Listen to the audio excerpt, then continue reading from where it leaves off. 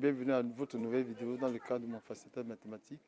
Nous allons en classe de 3e dans les activités numériques.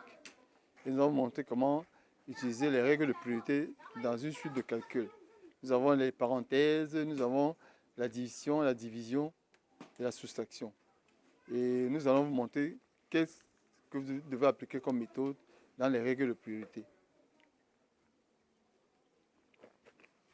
Allons au tableau pour voir ce qui nous a été donné.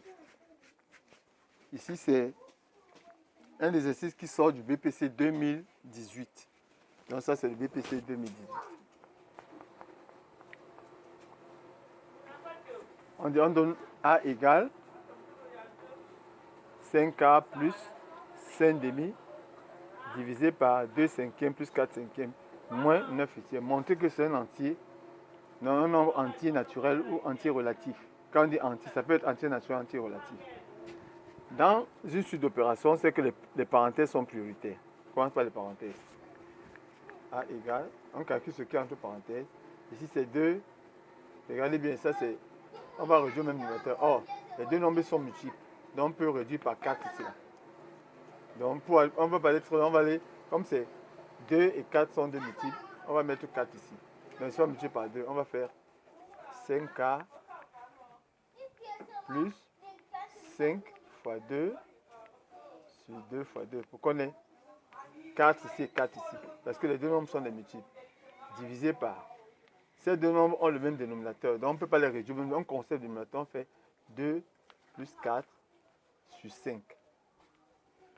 Moins 9 huitièmes. Donc ici, ça va nous donner 5K plus 10K. Divisé par 6 cinquièmes moins 9. Donc ici, ça va nous donner 5 plus 10 sur 4. Divisé par 6 cinquièmes moins 9 huitièmes. Ça donne donc ici 15 quarts. Divisé par 6 cinquièmes moins 9 sur 8. Or, dans une suite d'opérations, c'est que la division est prioritaire sur la soustraction. Par exemple, la division se transforme en multiplication. Donc, pour diviser une fraction par une autre, on va multiplier la première par l'inverse de la deuxième.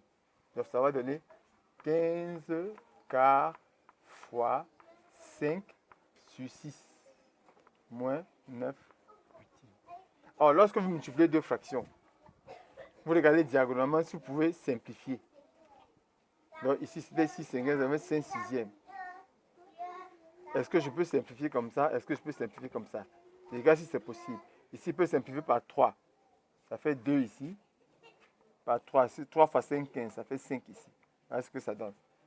Je simplifie ici par 3. Ça fait 2 par 3. Ici, ça fait 5. Maintenant, je multiplie. Ça va faire 5 fois 5. Ça fait 25. 4 fois 2. Ça va faire 8. Moins 9 sur 8. Donc, j'obtiens deux fractions qui ont le même dénominateur. Je vais conserver le dénominateur. Ça fait 8. Ça fait 25 moins 9. Donc, je calcule donc 25. 25 moins 9. 25 moins 9. Quand tu calcules 25, ça te donne 16. 16 huitièmes qui est égal à 2.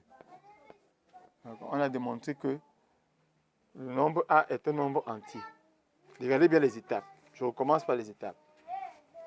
Dans une suite d'opérations, les parenthèses sont prioritaires. Je vais commencer par les parenthèses. Or, je ne voulais pas multiplier comme ça parce que je sais que ces deux nombres sont des multiples. 2 et 4 sont des multiples. Donc, je prends le plus grand. Le plus grand multiple, c'est 4. Donc, je transforme ça en 4. Je fais 2 fois 2 ici, ça devient 4. Donc, fois 2 ici et fois 2 ici, c'est ce que j'ai fait. Ces deux fractions ont le même dénominateur. Donc, je n'ai qu'à conserver le dénominateur. Et quand j'ai calculé, je suis arrivé, ça m'a donné 15 quarts divisé par 6 cinquièmes.